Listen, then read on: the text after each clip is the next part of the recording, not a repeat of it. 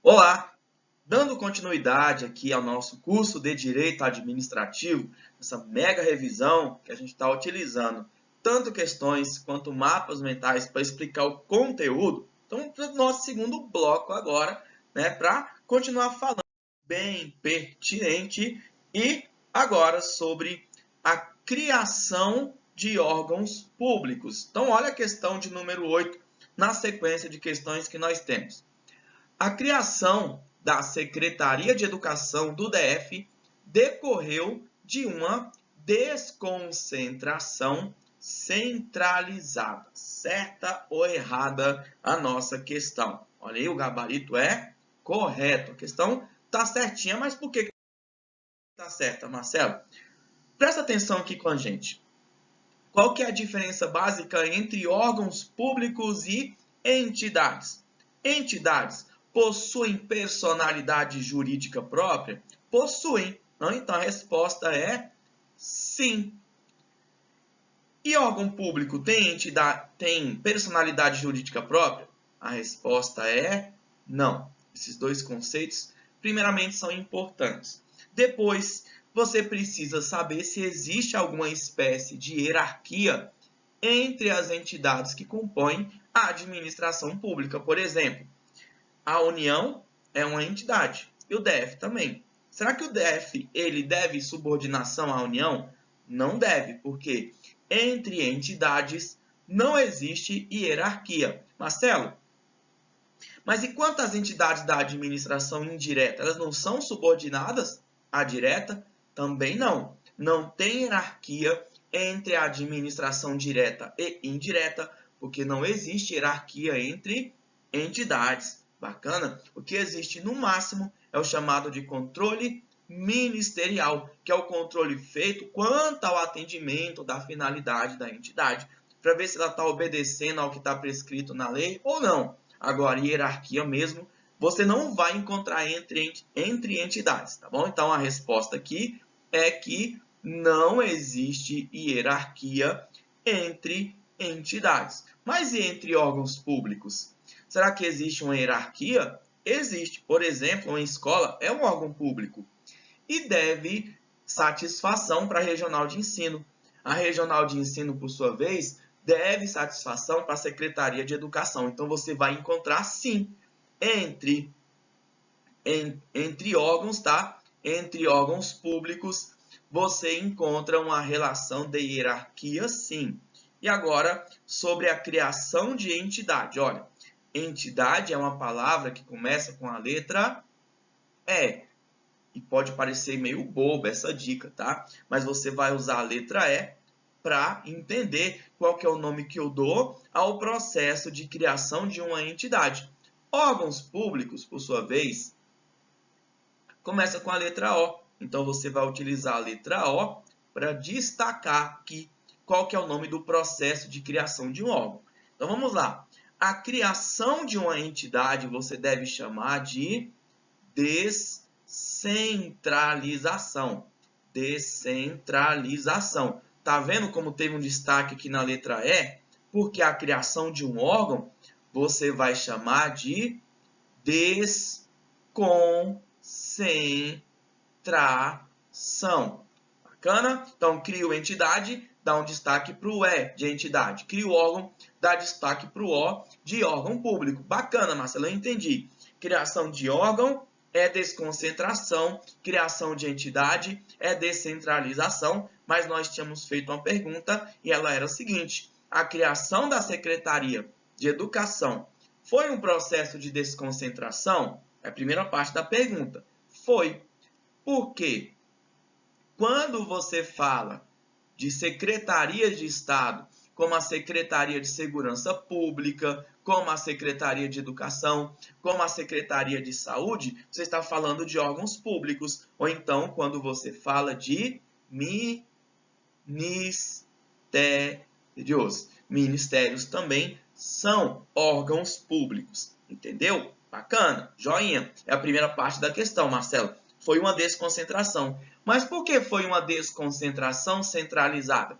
Porque você estava falando do Distrito Federal. E o que nós já aprendemos? que o Distrito Federal faz parte da administração direta e a administração direta também pode ser chamada de administração centralizada.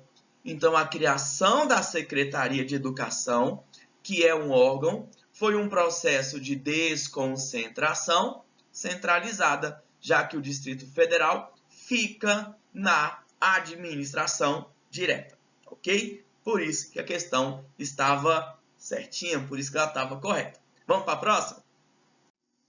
Próximo tópico é sobre órgãos públicos ainda. Então, a gente já viu isso aí, inclusive, na nossa apresentação de slide. Órgão público órgãos públicos, né, possuem personalidade jurídica de direito público interno. Então, só para a gente entender, vamos ilustrar aqui a situação. Você tem a administração pública do DF, e a administração pública do DF, do Brasil inteiro, né?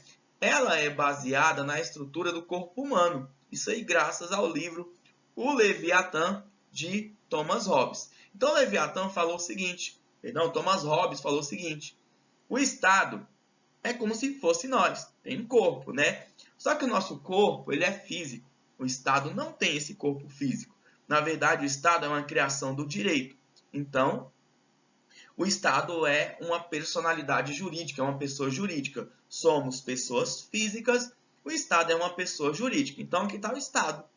Vamos colocar pessoa, só que em vez de pessoa física, é uma pessoa jurídica. Deixa eu apagar aqui, ficou feio pra caramba.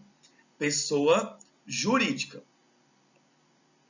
Pessoa jurídica, ok, né? Jurídica, né? É jurídica.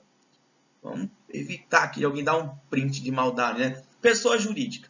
E como é parecido com a estrutura do nosso corpo, o que o Thomas Hobbes falou?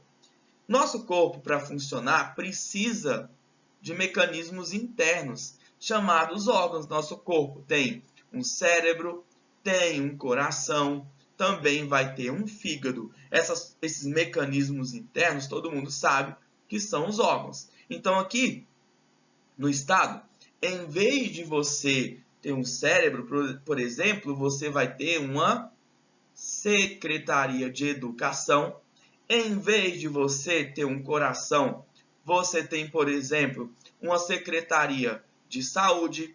Em vez de você ter um fígado, você pode ter, por exemplo, um órgão policial. Você tem a Polícia Civil. Então, você tem a entidade e dentro da entidade você tem os seus órgãos. Tudo isso que a gente citou aqui, ó, é órgão, órgão, órgão, órgão. Agora responde para mim. Seu fígado, seu coração e seu cérebro possuem um CPF? Não possuem, tá? Quem possui CPF é o dono do órgão e não o próprio órgão. Mesma coisa na administração. Quem é o dono da personalidade jurídica de direito, público ou privado que seja, vai ser a entidade. O dono da personalidade jurídica vai ser quem? Vai ser a União, ou o DF, ou os estados, ou os municípios, ou então as autarquias, empresas públicas, sociedades de economia mista, fundações públicas e consórcios públicos. Eles que são entidades, porque a palavra pessoa jurídica você também pode escrever como ente ou então como entidade. Então, ente ou entidade é sinônimo de pessoa jurídica e é ele que vai ter a personalidade. Por quê? Assim como o cérebro não tem um CPF, a Secretaria de Educação não vai ter um CNPJ próprio. Ah, mas eu já vi um CNPJ, que é mais para movimentação financeira. Bom, a regra é que órgão não tem personalidade jurídica nem de direito público, nem de direito privado, nem interno, nem externo, porque simplesmente órgão não tem CPF e órgão público não tem personalidade jurídica própria, logo, questão 9 está errada. Tá bom? Então, vamos para mais uma questão? Questão 10, sobre atos administrativos, todo mundo ama pra caramba. Atos administrativos possuem tanto requisitos quanto a atributos.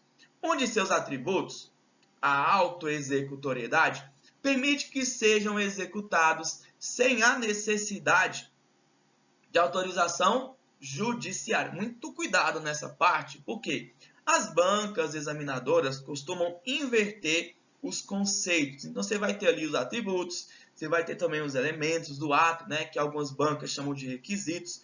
E nessa parte aqui, você tem que saber não só quais são, como também a definição. Questão 10, ela está certa ou ela está errada? Questão 10, ela está certinha, está sem problema nenhum, porque o próprio nome já diz, auto-executar. Eu mesmo executo. Bacana? Mas é melhor a gente esquematizar?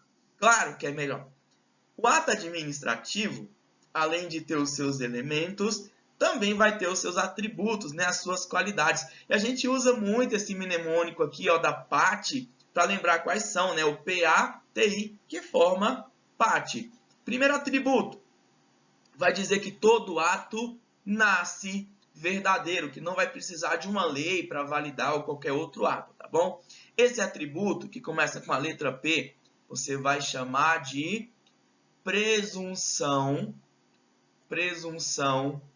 de legitimidade, tá? A presunção de legitimidade é o atributo do ato administrativo que confere a ele a característica de nascer legítimo, mas só lembrando, esse atributo não é absoluto, tá? Então, a presunção de legitimidade está em todos os atos? Vai estar em todos os atos, só que não é absoluto, porque você tem que lembrar que a presunção aceita prova em contrário. Aceita a prova em contrário. Marcelo, como assim? Se chega uma multa, né, na sua casa do Detran falando que você rompeu a velocidade máxima, essa multa ela é verdadeira. Mas se você conseguir provar que sequer tem carro, por exemplo, então tem como anular essa multa, tá bom? Porque se você não recorrer, você vai ter que pagar. Todo ato nasce legítimo, bom? Ok? Mas não é uma presunção absoluta, é a presunção apenas relativa. Próximo atributo com a letra A vai dizer que o ato não precisa de autorização judiciária em regra para que seja praticado. Foi o que nós vimos na questão, a resposta da questão que, inclusive, deixou a questão correta. Aqui nós falamos da auto-executoriedade. Auto-executoriedade. Executoriedade. Bacana? Próximo atributo com a letra T. Exige previsão na lei. Então, para o ato poder ser praticado, tem que ter previsão na lei autorizando a administração a fazer isso. Esse atributo ele vai decorrer da própria legalidade e esse atributo é chamado de tipicidade. O atributo da tipicidade. Essa palavra vem do termo tipo, né? Das antigas máquinas de escrever, cada carimbinho daquele que tinha uma letrinha era chamada de tipo. Então, quer dizer letra da lei. Então, tem que estar na letra da lei para que o ato possa ser praticado. E o último atributo, que começa com a letra I, é o atributo da imperatividade. Imperatividade. O que é uma frase imperativa? É aquela frase que dá ordens, tá massa? Então, são esses os 4 atributos. Eu pergunto para você, todos os atos administrativos têm que ter os 5 elementos e os 4 atributos? Os 5 elementos tem que ter, mas não precisa ter os 4 atributos, tá bom? Na verdade, você só vai encontrar presente em todos os atos a presunção de legitimidade, e a tipicidade. Então, todo ato já nasce legítimo, sem exceção, e todo ato sem exceção vai ter que ter previsão na lei. Agora, nem todo ato é auto-executável, porque eu falei para você que, em regra, não precisa de autorização judiciária. Mas olha só, A polícia quer entrar na casa de um suspeito para fazer uma apreensão, está desconfiando, por exemplo, que ele está desviando dinheiro público. Aí vai precisar de um mandado de busca e apreensão, tá? Então, alguns atos não vão ter a auto-executoriedade. E alguns atos também não têm a imperatividade. Nem todo ato praticado pela administração é uma ordem. Por exemplo, se o seu bebê nasceu e você vai lá buscar a certidão de nascimento, quando a administração emite essa certidão, só está declarando que um fato que ocorreu, não está dando ordem para ninguém. Bom, então por isso que a presunção de legitimidade e a tipicidade são os únicos dois atributos que vão estar presentes em todos os atos. Tá massa? Então, por isso que a nossa questão estava certinha. Vamos para o próximo? Questão número 11. Está falando que a nomeação de 200 professores na rede pública foi publicado no site da Secretaria de Educação, em vez de ser publicada no site do Diário Oficial. Nessa hipótese, o vício está no elemento objeto. Mas o que é um vício mesmo? Um vício, quando você fala de ato administrativo, é um defeito. E esse defeito só pode ser uma ilegalidade. Bom, então tem uma ilegalidade. A ilegalidade está no objeto? Resposta é não. Não vai estar no objeto. Vai estar, na verdade, na forma, que também é um dos elementos do ato administrativo. E a gente vai ver isso no próximo mapa mental. Então, como eu estava falando, atributos nem todos estarão presentes, mas elementos têm que ter tudo. Bom, tem que ter todos os 5 elementos.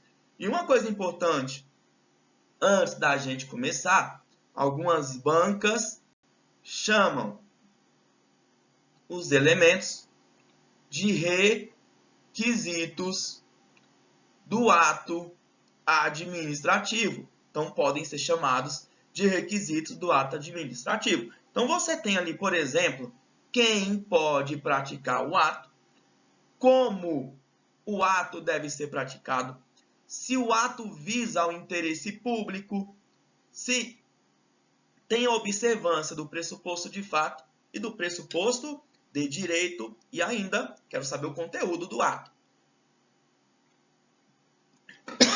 Eita, desculpa. Quando você quer saber quem pode praticar o ato, está se referindo ao elemento competência, tá? O elemento competência. Algumas bancas chamam de sujeito do ato, por exemplo, a sua nomeação. Quem é a autoridade competente para fazer a sua nomeação? É o governador. Quando você quer saber quem pratica, é a competência. Como o ato deve ser praticado, né? Aqui você quer saber a maneira como o ato deve ser praticado. Está se referindo à forma. Como é que a sua nomeação tem que ser praticada? É publicado lá no Instagram do governador, no site da secretaria? Não, é no Diário Oficial. Por isso que a questão estava errada, já que a administração errou na maneira como deveria publicar o ato. E como é tudo previsto em lei, então houve uma violação aí, tá, da lei. Qual é o elemento que vai dizer que o ato sempre tem que atender ao interesse público? Esse elemento é chamado de finalidade. Sempre que você pratica um ato visando indevidamente um interesse particular, você tem um desvio de finalidade, que também pode ser chamado de desvio de poder. Tá massa? E por último, não, por penúltimo, esse elemento é a verificação de que o fato ocorrido tem previsão na lei. Como assim, Marcelo? Os fatos envolvidos, na verdade. Olha só, primeira coisa, você passou num concurso público, é um fato? É um fato. E tem previsão na lei? Tem. Para tomar posse em cargo efetivo, tem que passar em concurso público. Vamos verificar outro fato. A lei exige que você tenha 18 anos, pelo menos. Você já tem? Já tenho. Então, você tem um pressuposto de fato atendendo o pressuposto de direito. E assim vai com a escolaridade. Vão verificar a sua escolaridade. vão verificar se você está no gozo dos direitos políticos e seguindo a sequência, tá bom? Então, quando você faz essa verificação de os motivos ocorridos terem previsão na lei, você fala do elemento motivo. E para terminar, você quer saber o conteúdo do ato ou simplesmente você quer saber o nome do ato ou ainda o seu próprio efeito jurídico. Seu próprio efeito jurídico. Nesse caso aqui, temos o objeto, tá? Então, são 5 os elementos do ato administrativo: competência, forma, finalidade, motivo e objeto. Competência, quem faz; forma, como você faz; finalidade, sempre por interesse público; motivo é a verificação dos fatos e do direito; e o objeto é o conteúdo do ato. Para a gente encerrar por aqui essa nossa aula maravilhosa e esperarmos nosso próximo bloco.